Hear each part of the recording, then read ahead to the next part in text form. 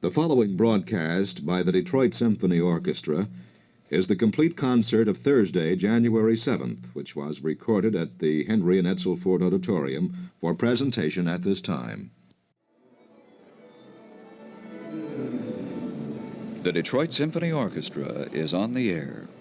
This is Les Martin speaking from the wings of beautiful Henry and Edsel Ford Auditorium in Detroit Civic Center as WWJ, the Detroit News, brings you the broadcast of another major weekly concert by the Detroit Symphony, conducted by Paul Paray. This concert is one of the highlights of the season because of the appearance as guest soloist of the great pianist Artur Rubinstein. It's going to be an unusually varied program. Mr. Rubinstein will play the Mozart Concerto in A major for piano and orchestra and the Tchaikovsky Concerto No. 1 in B-flat minor. Mr. Paray will conduct, in addition to the piano works, the Rienzi Overture by Wagner, the Facade Suite No. 1 by Sir William Walton, which is a series of very light and witty pieces, and the Walk to the Paradise Garden, an orchestral episode from an opera by Frederick Delius. Mr. Paray and the orchestra will begin the concert with the Overture to Rienzi by Richard Wagner. Rienzi was Wagner's first and, for many years, his only successful work. He had been drifting around Europe for several years, conducting and composing, unsuccessfully. But when he was 29, audiences in Dresden happily sat through more than 5 hours of Rienzi, and Wagner had made his first mark in the world of opera. The Overture is a popular concert piece, but the opera is not performed now. There's little of the mature work of Wagner's later years in Rienzi. It's filled with sensationalism, brassy outbursts by the orchestra, and martial tempos. The Overture is a collection of highlights from the opera. This practice of building an overture out of scraps from the body of the opera was contrary to Wagner's later theories, but it resulted in an exciting piece of music, which will begin our concert in just a moment.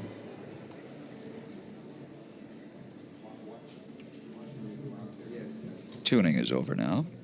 House is quieting down, the lights go down, and our capacity audience at Ford Auditorium greets conductor Paul Paray. He'll conduct the Detroit Symphony now in a performance of the Rienzi Overture by Richard Wagner.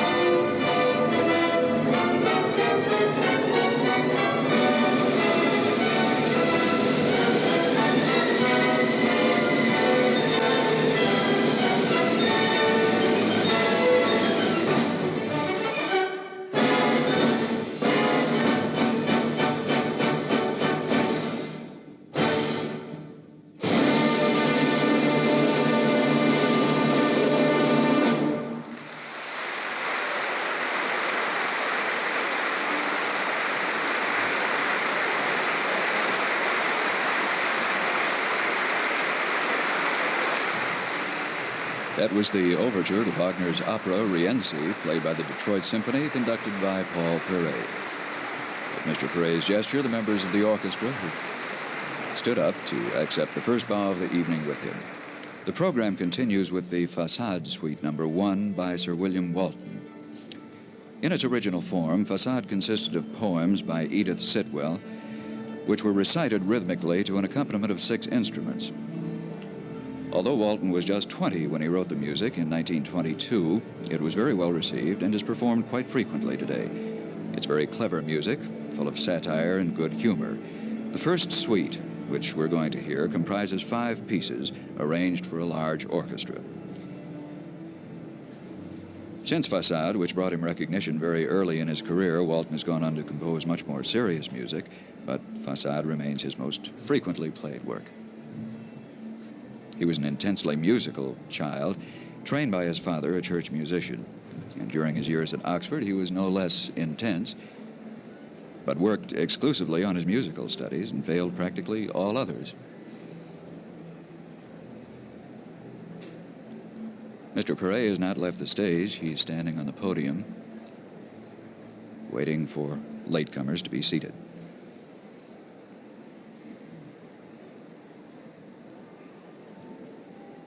Smiling now at the orchestra.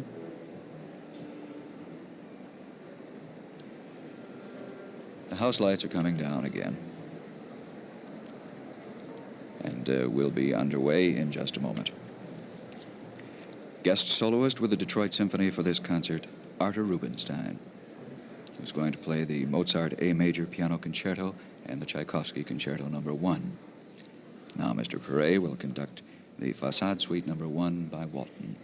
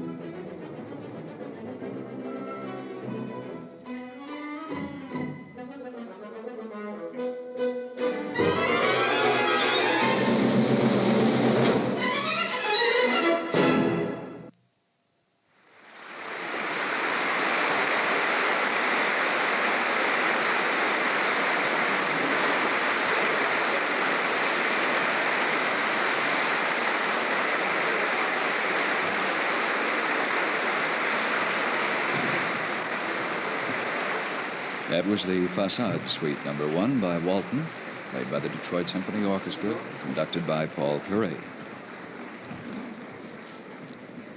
In a moment now, we can expect the appearance of Artur Rubinstein, who will play the Concerto in A major for piano and orchestra by Mozart.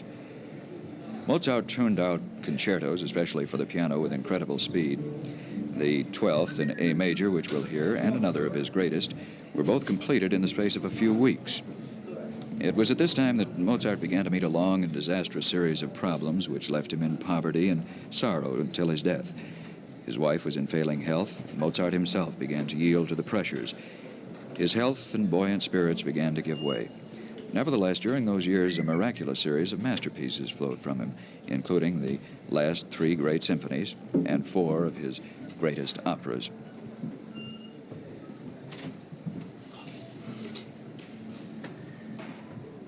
A few words about Artur Rubinstein. Always enthusiastically welcome to Detroit, one of the great artists, one of the great men of our time.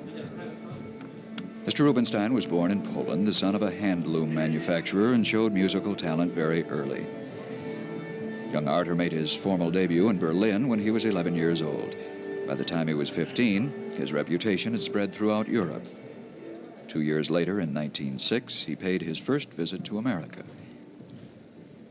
And that visit included a stop in Detroit. He played 75 concerts in 3 months on that tour, a pace which has rarely slowed down since. He's covered more than 2 million miles and played in every country in the world except Tibet. In 1946, the most international of all living artists became a United States citizen.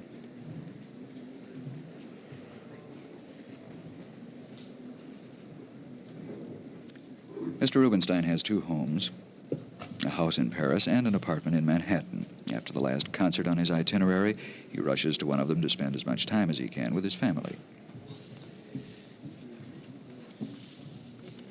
It was a great privilege this morning to watch Mr. Rubinstein at rehearsal. He's walked on stage now, Mr. Paray behind him.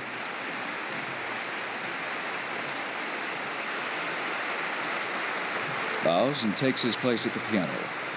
Artur Rubinstein to play with the Detroit Symphony Orchestra, the Mozart Concerto in A major.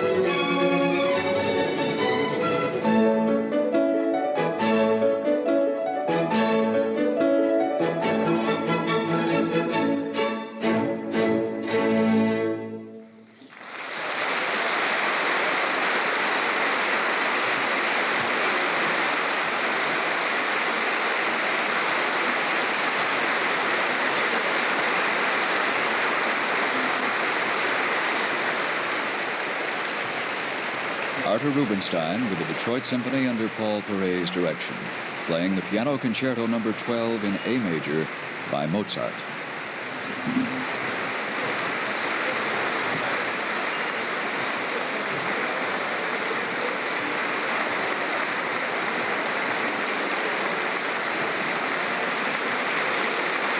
Mr. Rubinstein has shaken hands with Mr. Paray, taken his first bow and left the stage. He's coming back now.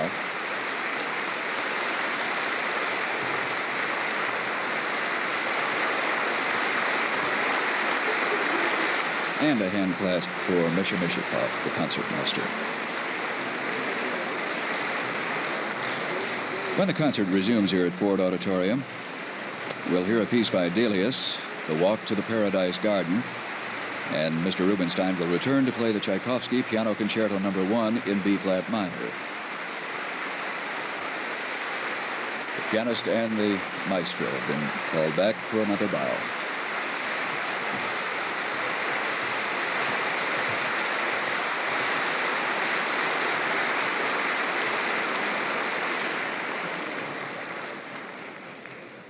Before the Mozart Concerto, I told you a little about the early Rubinstein life. I think his later triumphs over the last half-century are too numerous and too well-known to need recounting. So since it's intermission time now, let's move on to the talk held after rehearsal this morning with this great artist and completely charming man, the Detroit Symphony's guest soloist, Artur Rubinstein. Mr. Rubinstein, it's an honor to have you with us. Thank you. The New York critic Howard Taubman, I think, summed up your career, at least one aspect of it, when he said that though you're a naturalized American, you're a citizen of the world. Does the constant travel and the hectic pace ever lose its zest for you? On the contrary, I'm so used to it that it somehow, I'm missing it when I can't do it all the time, you know. When I stay 2 months even in a heavenly city like Paris, I feel a prisoner. Is that right? Yes, I feel all right when I go again to a port, to an airport, to a railway station, something like that. I love to travel, I love the change. I always am curious what happened to a city which I have seen a few years before or a year before, you know. It interests me tremendously. And it doesn't tire me, really. What tires me are parties, you know, many people around me, you know, and especially bores, you know. Mm-hmm. When I'm next to a bore, I get a long gray beard and I want to die right away. I prefer really to be with criminals, you know, than with bores. Where do you live when you're not traveling? Well, those few days where I live, really, somewhere, is You between do Paris maintain and a New home. York. Well, I have a home, I have a lovely, lovely house in Paris, in France, and I have a very charming apartment in New York, because my children, my younger children, are going to school in New York, you know. But in the summer, I mean, we usually leave in May till December for Europe, and then we come back to New York, you see. But I'm traveling, of course, here and there, just the same. Mm-hmm. I get to Paris for 2 days, and then I would go to Sweden or Norway or I don't know where to Does your South wife travel with Italy. you? Very much, yes. Mm-hmm. Of course, not as much as I do, because she has to be with the children a little more than I am. How do you relax? What are your interests outside? Well, I relax. If you gentlemen leave me alone here, then I'm relaxing in a minute. You see, I'm really like relaxing on my tours. Because on my tours, more or less, people have pity on me. They know that I have to play a concert that same evening. They say, well, let's leave him a little bit in peace today. He has a concert, poor fellow. But if I don't have a concert, and I'm on so-called vacations, then they kill me. Then I'm in for it from morning till night, you see. For many years, after your first tour of the United States, you remained in Europe. Why was that? Our first tour in America, simply that they didn't ask me again. It's very simple. I'll tell you a little joke which happened the other day, if you allow me to interrupt. Please. You see, when I was young in those days, you see, of course, I was very keen to give concerts. I wanted to make some money, and also, I mean, I enjoyed to give concerts. But then managers were sometimes a little difficult, a little slow. They told me, well, we might have a spot for you in 2 years or 3 years. You know, this year is all occupied, or might be in 4 years. Yes, yes, yes, yes, you see.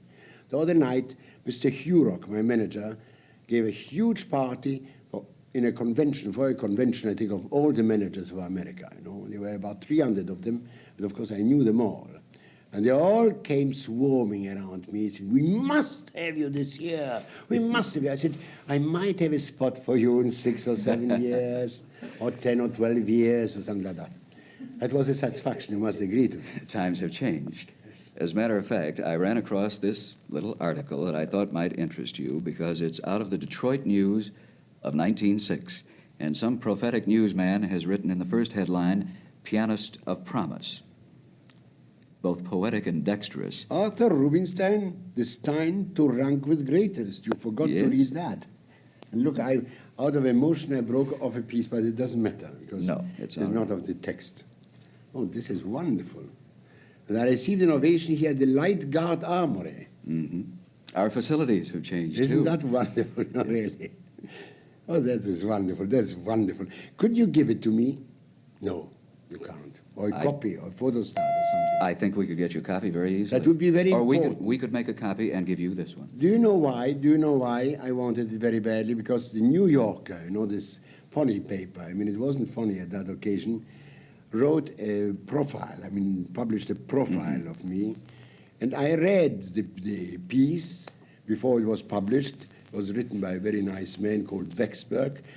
But then the editors changed the whole text at the last minute and made out of me, I mean, a completely unsuccessful, horrible little boy, you know, who did nothing but drink, play the cards and so on, until he started to work and become something decent, you know, in later years.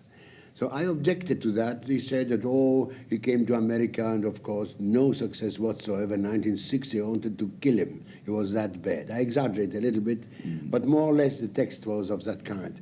This is a wonderful document, you see. Pianist of Promise. Wonderful document.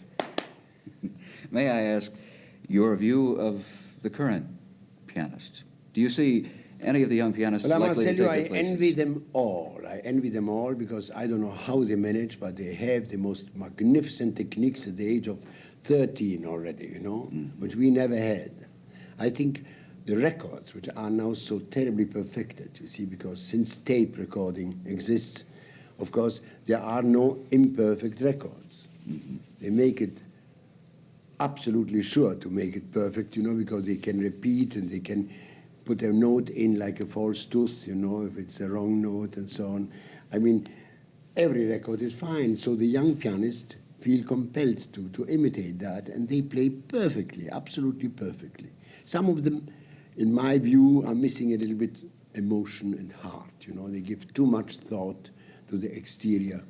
This was my question, really. That's it, yes. You see a great personality. I must agree to that. I am a little sad about that. They are too preoccupied with the effect, the technical things and so on, and they forget that after all, the public gets used to all those things, but what the public needs and will never get enough used to is to an emotional experience, you see. They always need that, and it's always fresh, always new, and the most required thing in the world. There don't seem to be very many modern pieces for piano either. Is there some reason, do you suppose, that the young men are not composing for piano? You see, composing for piano is a very strange thing. Even before, I mean, like Chopin. Beethoven, as you know, well, Mozart wrote, of course, still for the old harpsichord, but he knew something of the modern piano already. Beethoven knew it very well. And, of course, Schubert knew it very well, and Schumann knew it divinely well, and so on. Yet, they all seem to write for a piano as if it were a translation from some other medium, you know, as if it were an orchestra translated into piano. You know, Beethoven's sonatas, you know, were called by Hans von Bülow, these guys, symphonies. And they are, in a way, you know, they are orchestrated. Schumann's works are orchestration-like, you know. I mean, I feel always that I have to imitate some oboe, clarinet, or some violins, and so on. Well, the only composer who really was born to write for the piano and who understood it to such a degree that he never wrote for anything else is Chopin. His piano is sort of magic, you know. It has another sound altogether. Suddenly, there's perfume in it, you know. There's something quite strangely homely about it. You feel at home when you hear Chopin. don't you? Mm-hmm. It's very strange. You see, this is such a tremendous gift that only very few after Chopin had possessed parts of that gift. Well, let's say Debussy made the piano sound delightfully, but in an impressionistic way. There's not enough meat in it, you see. And in Chopin, there's a lot of melodies, themes, you know, developments and so on. But Debussy gives you only a sort of atmosphere, a pianistic atmosphere of delight. So there's in some ways Ravel.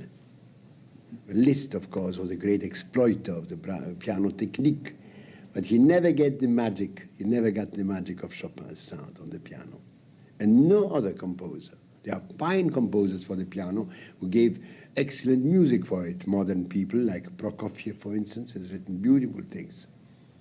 Well, the Brazilian composer Villa-Lobos has done some very good work for the piano too. There are a few, but it has never reached the charm, the beauty, the perfection, the fulfillment, you know, of the piano as Chopin did. Mr. Rubinstein, we're very grateful for the time you spent with us. Thank you very much, and excuse me for being such a chatterbox. I like to talk. We've enjoyed thoroughly listening to you. Thank you. You've heard part of a conversation we held after today's rehearsal here at Ford Auditorium with Artur Rubinstein, guest soloist with the Detroit Symphony. My name is Les Martins, and the broadcast of this concert by Paul Paray and the Detroit Symphony Orchestra is presented by WWJ, the Detroit News.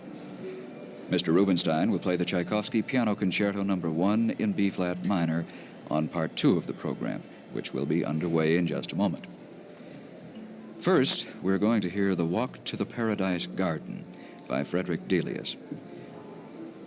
This is an episode from Delius' fourth opera, A Village Romeo and Juliet.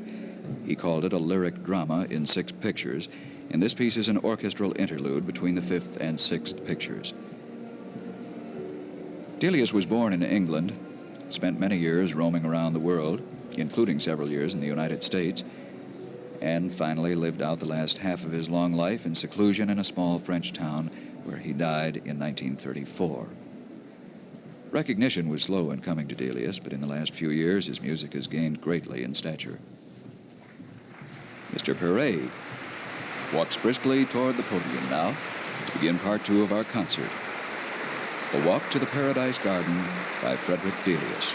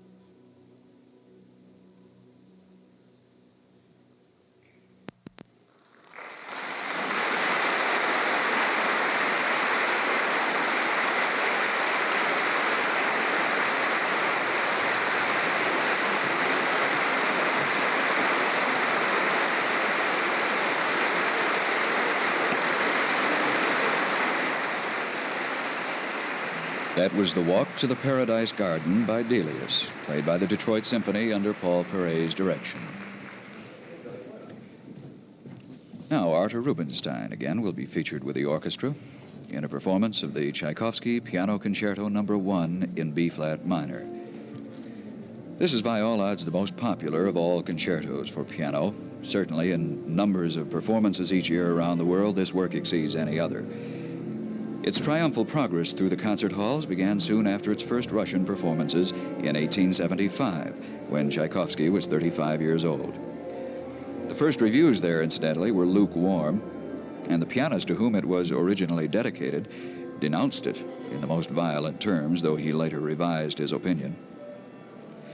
Tchaikovsky viewed this work as a sort of duel between the orchestra and piano, with the skill of the pianist coming off victorious over the power of the orchestra. It's an extremely taxing work for the soloist. Mr. Rubinstein brings force to it in the grand manner of the old masters. The work is in 3 movements, with the first consuming over half the length of the entire concerto. The music is in turns brilliant and sensual and runs the gamut of romantic emotions. The piano is in place again now, and we're waiting for Mr. Rubinstein and Mr. Paray. Watching the great pianist at work during rehearsal this morning proved to be a special treat. He's become almost a legend in his own time, and he proved to have all the buoyant energy, all the charm we've read of many times. From his place at the... here is Mr. Rubinstein now. He'll take his place at the piano directly to Mr. Paray's rear as he faces the orchestra. We're going to hear the Tchaikovsky Piano Concerto No. 1.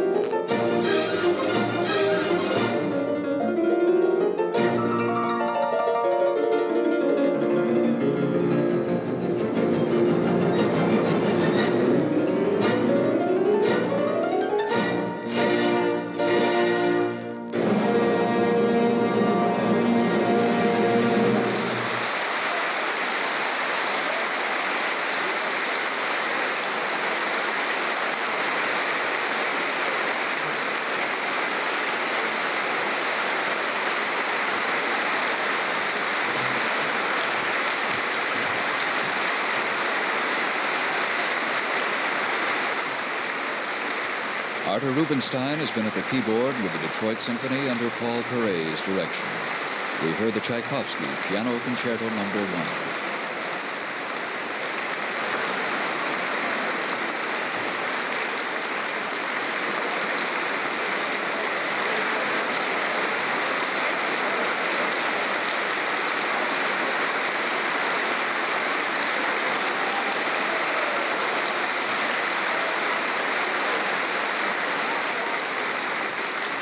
Mr. Rubinstein, not a large man, but radiating a feeling of great power, smiling broadly,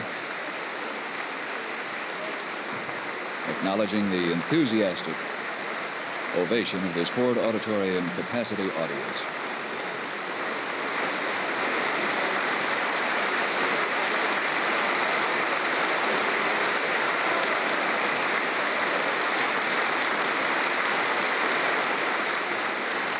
Now the soloist and the maestro have come from the wings for a joint bow. Mr. Rubinstein turns and gestures to the members of the orchestra, and they have risen.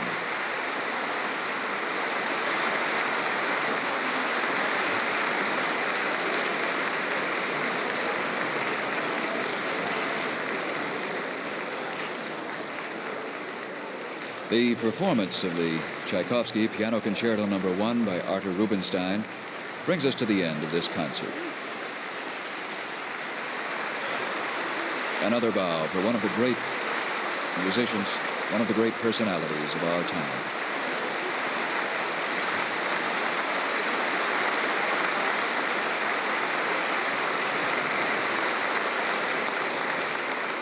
Next week, soloist with Paul Paray in the Detroit Symphony will be the violinist Benno Rabinoff. In addition to the Symphony No. 5 from the New World by Dvorak, the program will feature world premiere performances of two new works, a concert ode by William Flanagan and the Paul Creston Concerto No. 1 for violin and orchestra. I hope you've enjoyed our broadcast of this concert from Ford Auditorium. It was produced and directed by Shields Durkis. This is Les Martins, inviting you to join us again next Sunday afternoon at 3 o'clock when the Detroit Symphony Orchestra is on the air.